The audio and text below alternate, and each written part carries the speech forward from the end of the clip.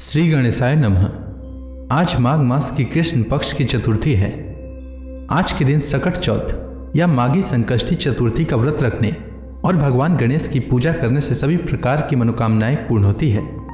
सकट चौथ के दिन संकष्टी चतुर्थी व्रत की कथा अवश्य सुननी चाहिए, इससे व्रत का पूर्ण फल प्राप्त होता है। तो आइए सुनते हैं संकष्टी चतुर्थी व्रत कथा। संकष्टी गणेश चतुर्थी व्रत की पहली कथा। एक बार देवता कई विपदाओं में घिरे थे, तब वह मदद मांगने भगवान शिव के पास आए। उस समय शिव के साथ कार्तिकेय तथा गणेश जी भी बैठे थे। देवताओं की बात सुनकर शिव जी ने कार्तिकेय व गणेश जी से पूछा कि तुम दोनों में से कौन देवताओं के कष्टों का निवारण कर सकता है। तब कार्तिकेय व गणेश जी दोनों ने ही स्वयं को इस कार्य के लिए सक्षम बताया। इस पर भगवान शिव ने दोनों की परीक्षा लेते हुए कहा कि तुम दोनों में से जो सबसे पहले पृथ्वी की परिक्रमा करके आएगा वही देवताओं की मदद करने जाएगा। भगवान शिव के मुख से यह वचन सुनते ही कार्तिकेय अपने वाहन मोर पर बैठकर पृथ्वी की परिक्रमा के लिए निकल गए। परंतु गणेश जी सोच में पड़ गए कि वह चूहे के ऊपर बैठकर सारी पृथ्वी की परिक्रमा करेंगे तो इस कार्य में उन्हें बहुत समय लग जाएगा। तभी उन्हें एक उपाय सूझा। गणेश जी अपने स्थान से उठे और अपने माता पिता की 7 बार परिक्रमा करके वापस बैठ गए। परिक्रमा करके लौटने पर कार्तिकेय स्वयं को विजेता बताने लगे। तब शिव जी ने श्री गणेश से पृथ्वी की परिक्रमा न करने का कारण पूछा। तब गणेश जी ने कहा, माता पिता के चरणों में ही समस्त लोक है। यह सुनकर भगवान शिव ने गणेश जी को देवताओं के संकट दूर करने की आज्ञा दी। इस प्रकार भगवान शिव ने गणेश जी को आशीर्वाद दिया कि चतुर्थी के दिन जो तुम्हारा पूजन करेगा और रात्रि में चंद्रमा को अर्घ्य देगा, उसके तीनों ताप यानी देहिक ताप, दैविक ताप तथा भौतिक ताप दूर होंगे। इस व्रत को करने से व्रतधारी के सभी तरह के दुख दूर होंगे और उसे जीवन के भौतिक सुखों की प्राप्ति होगी। चारों तरफ से मनुष्य की सुख समृद्धि बढ़ेगी, पुत्र पौत्र आदि धन ऐश्वर्य की कमी नहीं रहेगी। अब आइए सुनते हैं संकष्टी गणेश चतुर्थी व्रत की दूसरी कथा। एक समय की बात है, राजा हरिश्चंद्र के राज्य में एक कुम्हार था। वह मिट्टी के बर्तन बनाता, लेकिन वे कच्चे रह जाते थे। एक पुजारी की सलाह पर उसने इस समस्या को दूर करने के लिए एक छोटे बालक को मिट्टी के बर्तनों के साथ आवा में डाल दिया। उस दिन संकष्टी चतुर्थी का दिन था। उस बच्चे की मां अपने बेटे के लिए परेशान थी। उसने गणेश जी से बेटे की कुशलता की प्रार्थना की। दूसरे दिन जब कुम्हार ने सुबह उठकर देखा तो आवा में उसके बर्तन तो पक गए थे, लेकिन बच्चे का बाल भी बांका नहीं हुआ था। वह डर गया और राजा के दरबार में जाकर सारी घटना बताई। इसके बाद राजा ने उस बच्चे और उसकी मां को बुलाया तो मां ने सभी तरह के विघ्न को दूर करने वाली संकष्टी चतुर्थी का वर्णन किया। इस घटना के बाद से महिलाएं संतान और परिवार के सौभाग्य के लिए संकष्टी गणेश चतुर्थी का व्रत करने लगी। अब आइए सुनते हैं संकष्टी गणेश चतुर्थी की तीसरी कथा। एक समय की बात है, भगवान विष्णु का विवाह लक्ष्मी जी के साथ निश्चित हो गया। विवाह की तैयारी होने लगी। सभी देवताओं को निमंत्रण भेजे गए, परंतु गणेश जी को निमंत्रण नहीं दिया। कारण जो भी रहा हो, अब भगवान विष्णु की बारात जाने का समय आ गया। सभी देवता अपने पत्नियों के साथ विवाह समारोह में आए। उन सब ने देखा कि गणेश जी कहीं दिखाई नहीं दे रहे हैं।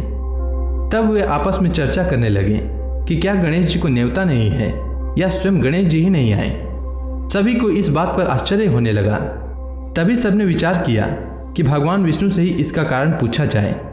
विष्णु भगवान से पूछने पर उन्होंने कहा कि हमने गणेश जी के पिता भोलेनाथ महादेव को न्योता भेजा है। यदि गणेश जी अपने पिता के साथ आना चाहते हों तो आ सकते हैं। अलग से न्योता देने की कोई आवश्यकता भी नहीं थी। दूसरी बात यह है कि उनको 100 मन मूंग, 100 मन चावल, 100 मन घी और 100 मन लड्डू का भोजन दिन भर में चाहिए। यदि गणेश जी नहीं आएंगे तो कोई बात नहीं, दूसरे के घर जाकर इतना सारा खाना पीना अच्छा भी नहीं लगता। इतनी वार्ता कर ही रहे थे कि किसी एक ने सुझाव दिया कि यदि गणेश जी आ भी जाएं तो उनको द्वारपाल बनाकर बैठा देंगे कि आप घर की याद रखना।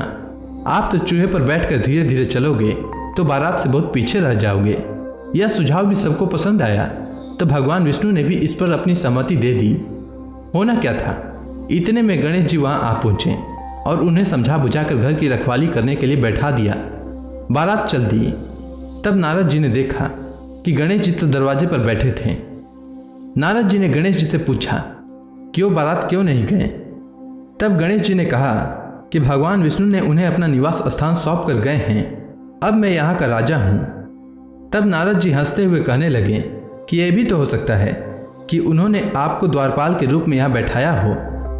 तब गणेश जी कहने लगे कि हाँ, विष्णु भगवान ने मेरा बहुत अपमान किया है। नारद जी ने कहा कि आप उदास न हों, आप अपनी मूषक सेना को आगे भेज दें तो वह रास्ता खोद देगी, जिससे उनके वाहन धरती में धंस जाएंगे। तब आपको सम्मानपूर्वक बुलाना पड़ेगा। अब तो गणेश जी अपनी मूषक सेना को जल्दी से आगे भेज दिए और सेना ने जमीन पोली कर दी। जब बारात वहां से निकली तो रथों की पहिए धरती में धंस गए। लाख कोशिश करें परंतु पहिए नहीं निकले। सभी ने अपने अपने उपाय किए परंतु पहिए तो नहीं निकले, बल्कि जगह जगह से टूट गए। किसी को समझ में नहीं आ रहा था कि अब क्या किया जाए। तब नारद जी ने कहा, आप लोगों ने गणेश जी का अपमान करके अच्छा नहीं किया। यदि उन्हें मना कर लाएं तो आपका कार्य सिद्ध हो सकता है और यह संकट टल सकता है। शंकर भगवान ने अपने दूत नंदी को भेजा और वे गणेश जी को लेकर आए। गणेश जी का आदर सम्मान के साथ पूजन किया। तब कहीं रथ के पहिए निकले। अब रथ के पहिए तो निकल गए परंतु वे टूटे फूटे हुए थे, तो उन्हें सुधारे कौन। पास के खेत में खाती काम कर रहा था, उसे बुलाया गया। खाती अपना कार्य करने से पहले श्री गणेशाय नमः कहकर गणेश जी की वंदना मन ही मन करने लगा। देखते ही देखते खाती ने सभी पहियों को ठीक कर दिया। तब खाती कहने लगा कि हे देवताओं, आपने सर्वप्रथम गणेश जी को नहीं मनाया होगा और न ही इनकी पूजन की होगी, इसीलिए तो आपके साथ यह संकट आया है। हम तो मूर्ख अज्ञानी हैं, फिर भी पहले गणेश जी को पूजते हैं, उनका ध्यान करते हैं। आप लोग तो देवता गण हैं, फिर भी आप गणेश जी को कैसे भूल गए। अब आप लोग भगवान श्री गणेश की जय बोल कर जाएं, तो आपके सब कार्य बन जाएंगे और कोई संकट भी नहीं आएगा। ऐसा कहते हुए बारात वहां से चल दी और भगवान विष्णु का लक्ष्मी जी से विवाह संपन्न करा के सभी सकुशल घर लौट आए। हे गणेश जी महाराज, आपने विष्णु भगवान के जैसे कार्य सिद्ध किए, उसी प्रकार सभी के कार्य सिद्ध करें। अब आइए सुनते हैं संकष्टी गणेश चतुर्थी व्रत की चौथी कथा। एक बार भगवान शिव और माता पार्वती नर्मदा नदी के किनारे बैठे थे। वहां माता पार्वती ने भगवान शिव के साथ समय व्यतीत करने के लिए चौपड़ खेलने को कहा। शिव भगवान चौपड़ खेलने के लिए तो तैयार हो गए, परंतु इस खेल में हार जीत का फैसला कौन करेगा, यह प्रश्न उनके समक्ष उठा।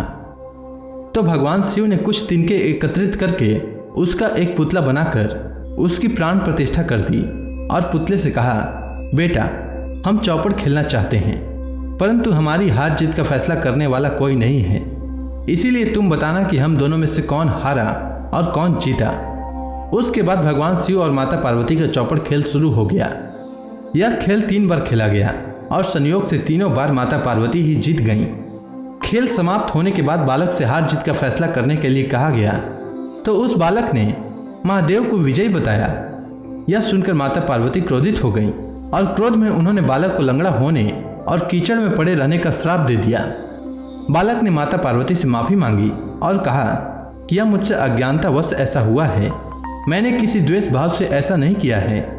बालक द्वारा क्षमा मांगने पर माता ने कहा, यहाँ गणेश पूजन के लिए नाग कन्याएं आएंगी, उनके कहे अनुसार तुम गणेश व्रत करो, ऐसा करने से तुम मुझे प्राप्त करोगे। यह कहकर माता पार्वती शिव जी के साथ कैलाश पर्वत पर चली गईं। 1 वर्ष के बाद उस स्थान पर नाग कन्याएं आईं। तब नाग कन्याओं से श्री गणेश के व्रत की विधि मालूम करके उस बालक ने 21 दिन लगातार गणेश जी का व्रत किया। उसकी श्रद्धा से गणेश जी प्रसन्न हुए। उन्होंने बालक को मनोवांछित फल मांगने के लिए कहा। उस बालक ने कहा, हे विनायक, मुझ में इतनी शक्ति दीजिए कि मैं अपने पैरों पर चलकर अपने माता पिता के पास कैलाश पर्वत पर पहुंच सकूं और वे यह देखकर प्रसन्न हों। तब बालक को वरदान देकर श्री गणेश अंतर्ध्यान हो गए। इसके बाद वह बालक कैलाश पर्वत पर पहुंच गया और कैलाश पर्वत पर पहुंचने की अपनी कथा उसने भगवान शिव को सुनाई। चौपड़ वाले दिन से माता पार्वती शिव जी से विमुख थीं, अतः देवी के रुष्ट होने पर भगवान शिव ने भी बालक के बताए अनुसार 21 दिनों तक श्री गणेश का व्रत किया। इस व्रत के प्रभाव से माता पार्वती के मन में भगवान शिव के प्रति जो नाराजगी थी वह समाप्त हो गई। तब यह व्रत विधि भगवान शंकर ने माता पार्वती को बताई। यह सुनकर माता पार्वती के मन में भी अपने पुत्र कार्तिकेय से मिलने की इच्छा जागृत हुई। तब माता पार्वती ने भी 21 दिन तक श्री गणेश का व्रत किया तथा दुर्वा फल लड्डुओं से श्री गणेश जी का पूजन अर्चन किया। व्रत के 21वें दिन कार्तिकेय स्वयं माता पार्वती जी से आ मिले। उस दिन से श्री गणेश चतुर्थी का यह व्रत समस्त मनोकामनाओं की पूर्ति करने वाला व्रत माना जाता है। इस व्रत को करने से मनुष्य के सारे कष्ट दूर होकर मनुष्य को समस्त सुख सुविधाएं प्राप्त होती है। तो प्रेम से बोलिए भगवान श्री गणेश की जय।